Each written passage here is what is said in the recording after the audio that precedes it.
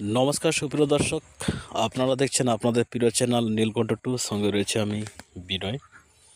আজকের বিষয়বস্তু হচ্ছে যে সিভিক ভলেন্টিয়ার্সদের 75 টাকা, এনবিএফ এইচজি গ্রুপ ডি যে আছে তাদের 150 টাকা, কনস্টেবল লেডি কনস্টেবল 600 টাকা, ASI wireless operator, ASI MTO PD lower division clerk হচ্ছে 1200 টাকা, এসআই ইউডিসি এসআরটি SR2 সবার 1500 টাকা, ইন্সপেক্টর 2000 টাকা, ডিএসপি হচ্ছে 2500 টাকা, অ্যাডিশনাল এসপি 3500 টাকা, এসপি 4000।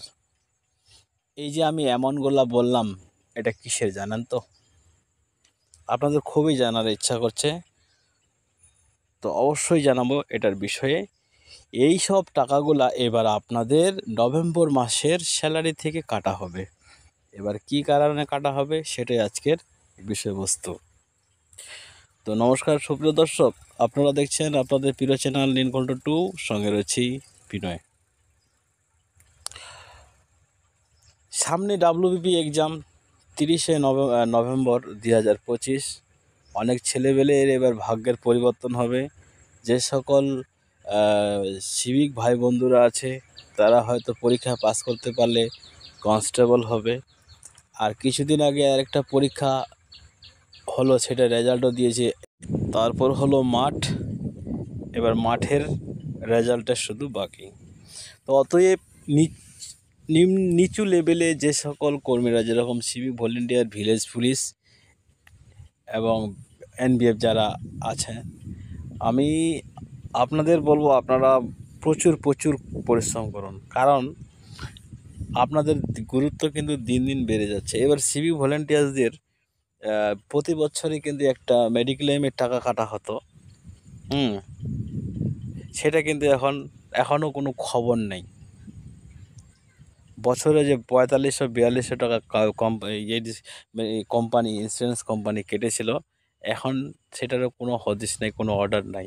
তার কারণ হচ্ছে সিভিক ভলেন্টিয়ার্সদের এতটাই সবাই নিম্ন চোখে দেখে, কারণ সিভিক ভলেন্টিয়ার্সদের মেডিক্লেমের ফলে কোম্পানি নাকি লস হয়ে যায়, যত টাকা না ওঠে তার চেয়ে বেশি ক্লেম দিতে হয়।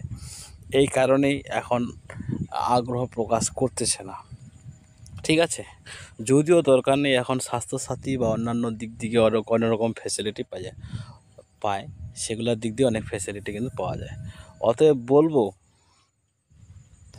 আপনারা প্রচুর পরিশ্রম করুন। আর কয়টা দিন বাকি আছে, আপনাদেরকে কিন্তু এবার পোস্টটা নিতেই হবে, না হলে কিন্তু গুরুত্ব খুবই কম। সিভিক ভলেন্টিয়ারের কাজে থাকলে হয়তো আজকে সুখে আছেন, কালকে আপনাকে অনেক বিপদে পড়তে হবে, অনেক কঠিন লড়াই করতে হবে।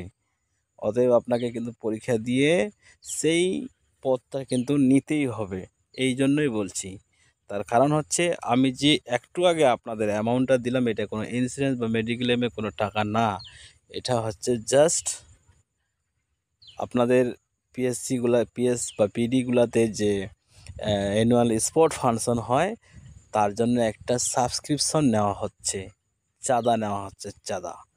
হ্যাঁ, সবার কাছ থেকে এটা ধার্য করা হচ্ছে।